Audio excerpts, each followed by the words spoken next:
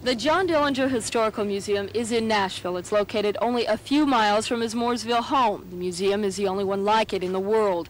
In addition to hundreds of photographs and newspaper articles, it contains realistic reproductions of John Dillinger alive and dead. Many of his belongings are on display, including the blood-stained pants he wore at death and the wooden gun he made to escape from prison. On this, the 50th anniversary of Dillinger's death, the co-owner of the museum tells the Dillinger story. He lost his mother when he was only 3, but beyond that, he had a sister who took great good care of him, best she could for a 16-year-old girl. A father who probably did not get to spend all the time with him that he should have had. First real trouble that John got into was stealing a car when he was about 20.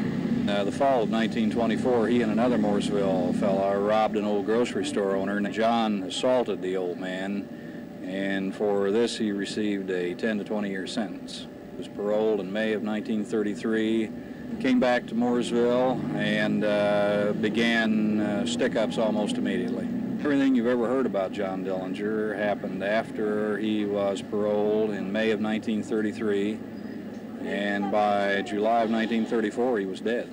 I've never found anybody who knew him that didn't like him, which is not to justify anything he did or to moralize about it. It's just a fact of life. For the most part, people liked him, even some of the lawmen who knew him. I think an awful lot of people had a certain sympathy for Dillinger, and I think a lot of people were cheering for him as the underdog, one guy against the system. At his funeral, thousands of spectators lined the streets as Dillinger's casket passed by. The original tombstone at his grave is now at the museum. It was replaced because people have chipped off pieces of it as souvenirs. Dillinger is buried at Crown Hill Cemetery. We're told the cemetery didn't want him there, but his family already owned the plot and insisted he be buried there. Marilyn Mitzel for the news, Channel 6.